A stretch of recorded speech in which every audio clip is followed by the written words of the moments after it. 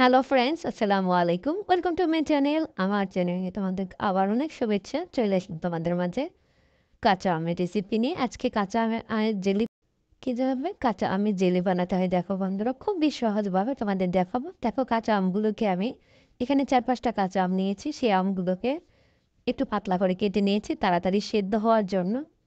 কেটে অবশ্যই ভালোভাবে ধুয়ে নিতে হবে। ধুয়ে এখানে আমি পানি দিলাম। অবশ্যই পানির পরিমাণটা একটু বেশি দিতে হবে, যেহেতু এটা আমি ব্লেন্ড করব। আর সিদ্ধ খুব তাড়াতাড়ি হয়ে যাবে, ব্লেন্ড করার জন্য পানিটা একটু বেশি লাগবে। আর একটু লবণ দিয়ে দিলাম, হাফ চামচের মতো। দিয়ে এটা ঢাকনা দিয়ে ঢেকে আমি জাস্ট 10 মিনিটের মতো সিদ্ধ করে নেব। আর সিদ্ধ করে ঠান্ডাও করে নিতে হবে 10-15 মিনিটের মতো। তারপর এটা আমি ব্লেন্ডার জারে ভালো করে ব্লেন্ড করে নেব। আমার রেসিপিগুলো যদি তোমাদের ভালো লেগে থাকে বন্ধুরা, অবশ্যই তোমরা লাইক কমেন্ট করতে পারো। আর অবশ্যই বাসায় একবার হলেও ট্রাই করবা, কারণ অনেক সুন্দর এবং অনেক সহজ একটা রেসিপি। আর এখানে আমার পানির পরিমাণটা একটু বেশির কারণে এখানে আমি ব্লেন্ডার জার থেকে একটু পানি উঠিয়ে রাখলাম। উঠিয়ে রেখে তারপরে যে আমগুলো থাকবে সেই আমগুলো আমি ভালোভাবে ব্লেন্ড করে নেব।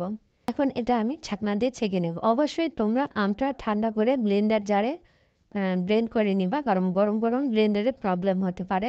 আর এই আমগুলো আমি ছেঁকে নিচ্ছি আমের আঁশগুলো বের হওয়ার জন্য। জারে যেই আমগুলো ছিল সেই আমগুলো পানি দিয়ে একটু ধুয়ে দিয়ে দিলাম। ধুয়ে এবং সবগুলো ভালোভাবে ছাঁকনা দিয়ে ছেঁকে নিচ্ছি। আমার ফুল রেসিপিটা ফলো করো বন্ধুরা, তারা অবশ্যই তোমরা পারবা। আর এখন দেখো এখানে আমি চিনি দিয়ে দিচ্ছি। এখানে আমি 500 গ্রামের মতো চিনি দিয়েছি। আমের স্বাদের উপরে নির্ভর করে যে চিনিটা, তোমার আম যদি টক বেশি হয় চিনির পরিমাণটা একটু বেশি দিবা, আর টক যদি কম হয় অবশ্যই চিনির পরিমাণটা একটু কম লাগবে। আর এখন আমি চিনি দিয়ে আমের সাথে ভালো করে জাল করে নিচ্ছি। এটা আমি 10-15 মিনিটের মতো জাল করে নিব। আমের রসটা কিছুটা কমে আসবে। তারপর এখানে আমি বাকি উপাদানগুলো মিক্স করব।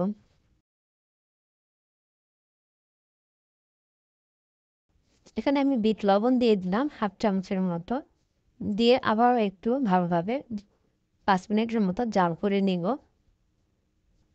আর এটা এখানে তোমরা কালার ইউজ করতে পারো, চাইলে কালার দিতে পারো, না চাইলে নাও দিতে পারো, কিন্তু কালারটা দিলে দেখতে অনেক সুন্দর লাগে, বাচ্চারা খুব পছন্দ করে।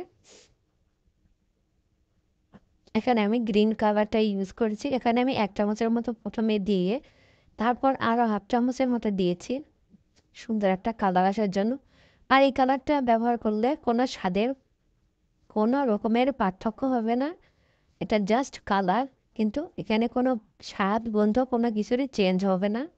আর এই রঙটা দিয়ে আমি 10 মিনিটের মতো আরও ভালোভাবে এভাবে রান্নাটা করে নিলাম। তারপর এখানে আমি এটা যদি তোমরা সারা বছর ধরে সংরক্ষণ করে খেতে চাও, তাহলে এখানে সিরকা, সাদা সিরকা যেটা, সেটা 3 চামচের মতো আমি দিয়ে দিলাম। সারা বছর ধরে সংরক্ষণ করে নিতে চাইলে তাহলে অবশ্যই সিরকাটা তোমাদের দিতে হবে, সাদা ভিনিগার যেটা। দিয়ে জাল করে নিচ্ছি। আর এখানে 4টা আমে আমি 3 চামচের মতো সিরকা দিয়েছি। এভাবে তোমরা মাপ করে যতটা তোমরা ব্যবহার করবে ততটাই নেবা। আর আমার ঘনত্বটা কেমন হবে তোমরা দেখে নাও। এরকম ঘনত্ব হয়ে আসলে গরম গরমে তোমাদের যে পাত্রে তোমরা সেট করবা সেই পাত্রে রেখে দিতে হবে, কারণ এটা জমাট বেঁধে যাবে।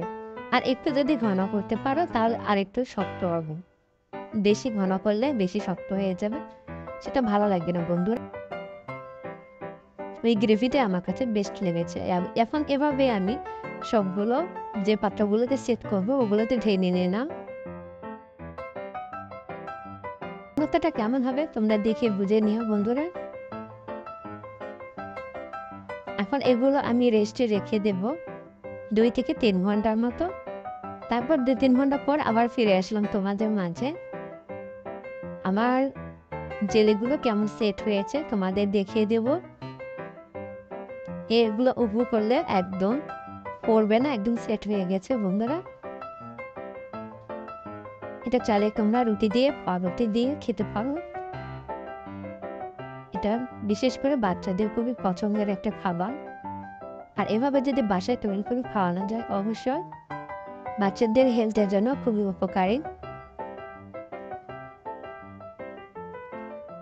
আমার জেলিটা কেমন হয়েছে তোমাদের দেখিয়ে দিলাম। দেখো বন্ধুরা, খুব সুন্দর হয়েছে, আরও খুব সুন্দরভাবে সেটও হয়েছে।